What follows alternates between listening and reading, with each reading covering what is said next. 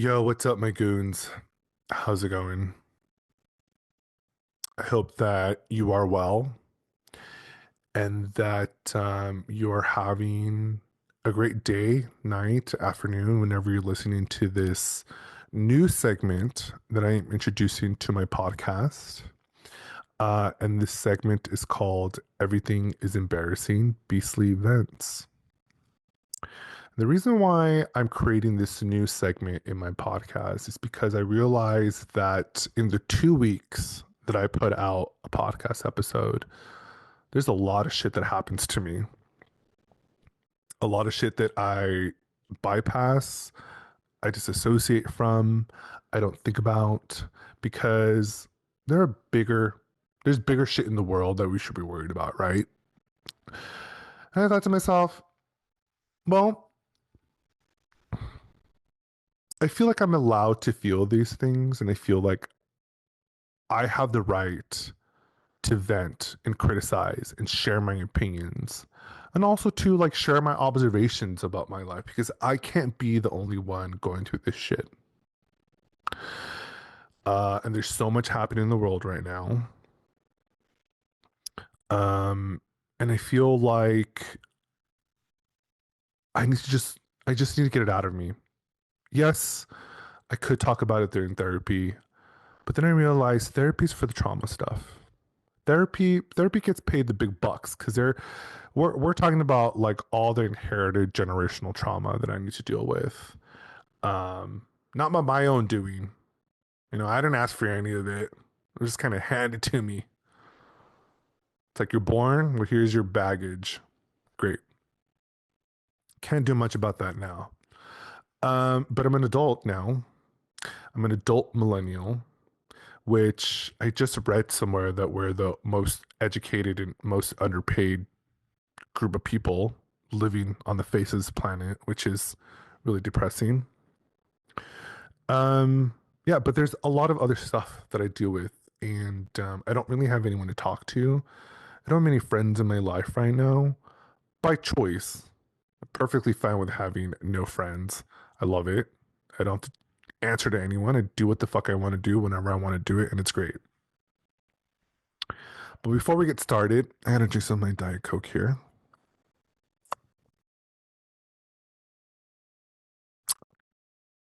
Because right now, Diet Cokes are probably the one thing that are most fulfilling in my life. Diet Cokes are the most delicious thing that I could possibly intake into my body, aside from my peach vape. But it's like an endorphin rush, you know? Pulling out that ice cold can of Diet Coke that's been in the refrigerator for at least 48 hours and then in the freezer for an additional 30 minutes before you even crack it open. And I like to take a big first gulp. Huge. I want it to burn my esophagus as it's going down my body, nourishing my body. Yep. Mm. Okay. You know what I really hate? Bad customer service. Last Friday, I went into the smog tech place, establishment, business, whatever the fuck you want to call it, because I got a letter from the DNV asking for proof that my car wasn't contributing to the horrible smog crisis we experience here in Los Angeles on a daily basis. My car? Me? Okay. I'm getting singled out again. Why don't you talk to all the like millions of influencers that flock and migrate to this city and contribute to the small crisis that we're currently in? Don't talk to me about it. You talk to all of them about it. They're currently in West Hollywood. So if you want to round them up, it's a really great place to start. So I go to this smog tech, and it's a Friday afternoon. I'm having a really great time, and it's a beautiful day outside. I'm thinking to myself, this is great. I'm going to go get the smog check. Everything's going to be cleared. Then I'm going to go home and I'm going to get ready for the weekend. And it's going to be a total vibe. The weather's amazing. No, not Friday. I pull up into this like smog business and it's attitude from the very time that I pull up to the time that I exit out of that place because I did not stay. And I don't think you would have stayed either if you had been called a motherfucker yourself. Okay, I'm not gonna go into like the details of it because at this point it's been so long. It's been a couple of days. I literally forgot about it. But yeah, that was like my interaction. I'm thinking to myself, who runs this place? Like, I didn't bust a Karen. I went toe to toe with this guy. I was like, what the fuck is your problem, bro? Like, I come in here, I'm gonna spend about 70, $80 on this fucking smog check. The least you can do is be nice about it. But he wasn't having it. He went on and on about how all day he's been doing smog checks. He doesn't have time for it, and I got to get my car, and I'm not doing it right, and I can't hear you. And why are you talking to me? And what's up with the attitude? I'm like, sir, you gave me attitude first. The moment I pulled up into this establishment, that's all you could do. I felt the energy. I feel energy, bro. I know vibes. You are not having a good day. I'm having an amazing day. I'm not having a good day now because you got me fucked up. The moment you called me a motherfucker, I was out. I was like, you got the wrong fucking one today, brother. Like, I don't know what the fuck your problem is, but you don't talk to people that way. He's like, you need to get the fuck out of this place and go somewhere else. I said, I do fucking gotta go put somewhere else. I said, fuck you and fuck this place. Took off, found another local place, ended up going like 2 blocks away from the original place. So I said, listen, I got to get an oil change. Are you available? The guy's like, I don't have time at this location, but we own another place down the street. If you just go 2 blocks down, I was like, are you talking about this 16-minute drive? He's like, yeah, that's the one. I said, hell fucking no. That place is horrible. Whatever technician you're working there is the absolute worst. Like that guy should not be working at your establishment. And the guy was like, oh my God, I'm so sorry. Let me get your name. Let me get your phone number. And then he went on and on about how like this, I'm not the first person to tell him that this technician working out of this establishment has like been driving customers away for like forever. And I'm just like, why is this person even working at this establishment? So then he's like, let me get the boss, let me get the owner. So then the owner comes out and he's like going on and on about this guy. And I'm just like, bro, get rid of this dude. He's like, no, I can't get rid of him because then he's gonna like sue me. And he's like showing me all like these like text messages of like these random conversations that he had with this technician. And I'm just like, bro, it sounds like a pain in the ass. And just do yourself a favor and just get rid of the guy. All that to say is like if you have like a rude, insubordinate team member that you personally hired, it's probably in your best interest to keep him to the curb. Like fuck getting sued. Don't you have lawyers and like HR and like shit in place? I guess not. It's a fucking smock shop. Listen, I don't know how they're doing their business, but if you literally have a technician on board calling people motherfuckers, and he showed me on his phone, he's like, let me pull up the video right now of the altercation. I was like, okay. He has cameras all set up on that shop. Literally pulled up the video of us like going at it in and out. And he was like, oh my God, I really can't believe this. I'm going to save this. I'm like, save it for what? Like, you're not going to fire the guy. I guess when you eventually do and he's going to bring a case against you, there you go. But like, damn, it couldn't be me. Anyway, I've never been one to like cuss people out like that before. Like, usually I'm a very like keep it moving kind of guy. Like if there's like an altercation or if someone does something wrong or if someone's having a bad day or like I get bad customer service, I tend to give people the benefit of the doubt. I'm like, listen, I've been there. I don't know what's going on. I try to hold space and I'm just like, let's just keep it moving, right? That's just like a common theme throughout my entire life.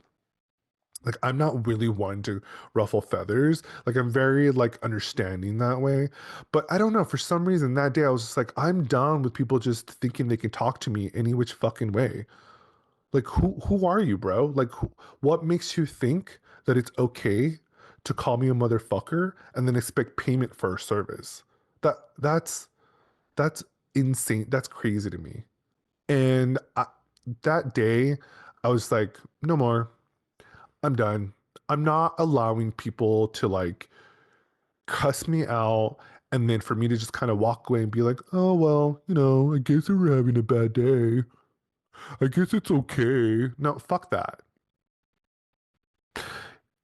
Energy matches energy, bro. If you're gonna be a dick, I'm gonna be a dick back to you, and I don't care what the fuck people think. Like that's the energy that you're giving me. That's what you're gonna get back.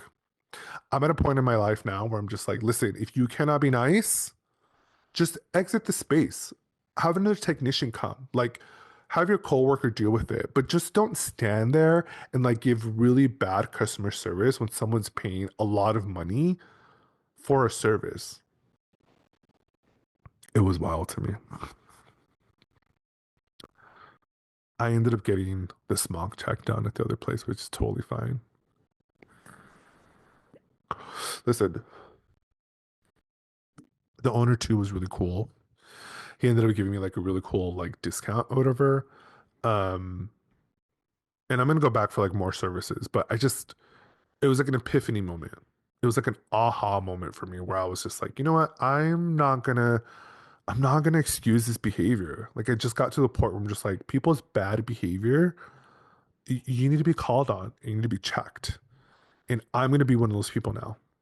I'm gonna be people that check people because it's good for you. And if you're out there and you're like me and you're just cruising by life, avoiding confrontation, being scared of an altercation, it's doing you more damage to stay quiet. Sure, yeah, you can pick and choose your battles. You can assess the situation and be like, can I speak up? What's going to happen here? Like, am I physically in danger? But if you're not, speak the fuck up. Call people on their bullshit. It's fucking dumb. Speaking of dumb shit, I've been talking to this guy on Snap, and we've been having like these really cool racy conversations. And then we finally decide to meet up after like maybe like a month of Snapchatting back and forth. Comes over to my place. We have a really great time, or at least I think we're having a really great time. It didn't last too long, but I was expecting, the longest time ever. This is our first time meeting. It was great. He leaves, fine. I think nothing of it. I would say probably like maybe a week later, he like snaps me again. He's like, "What's up?" And I was like, "Oh, hey, what's going on?" Like, it was good. It was really fun to see you. Like, I'd really love to do that again. And then he comes back and he's like, "Yeah, it was okay. I don't know if we were a vibe though."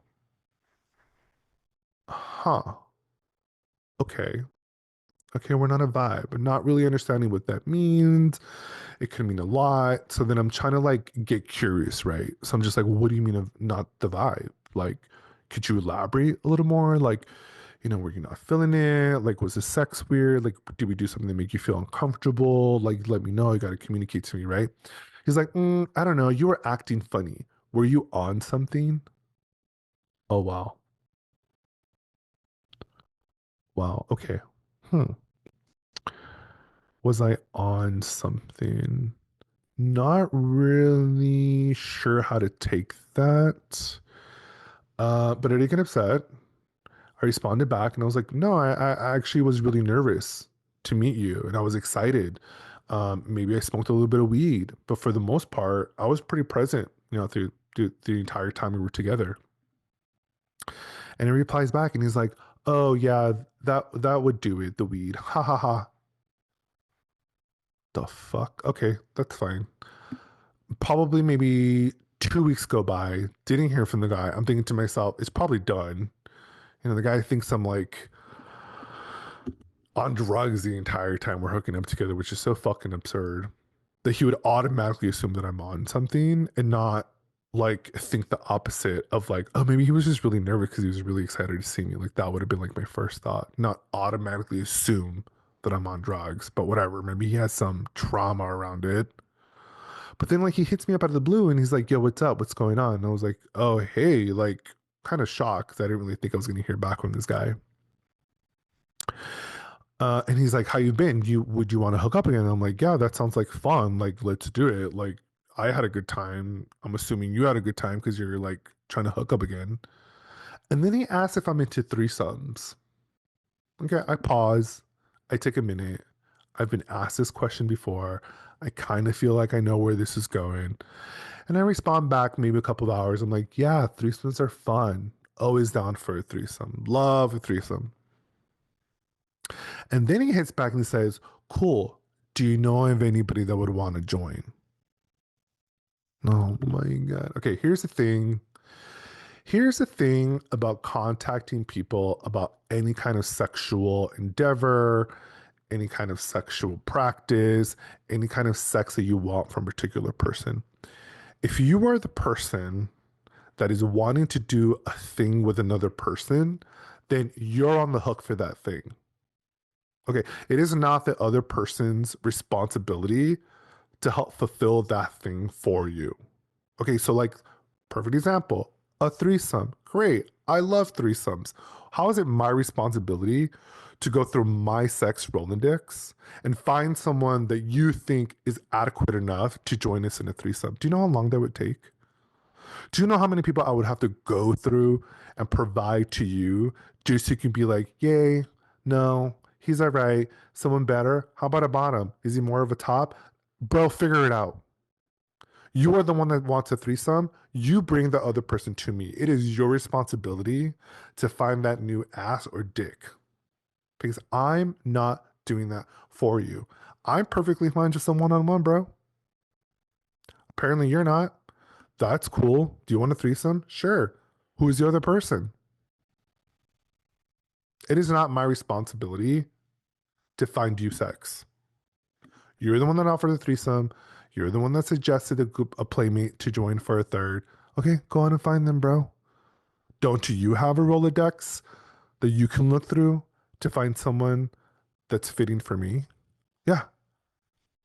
Send over those headshots, bro. Send over those stats, bro. I want to know. I want to pick and choose too. I don't even know if that threesome's going to happen. I told him, I was like, no, not really.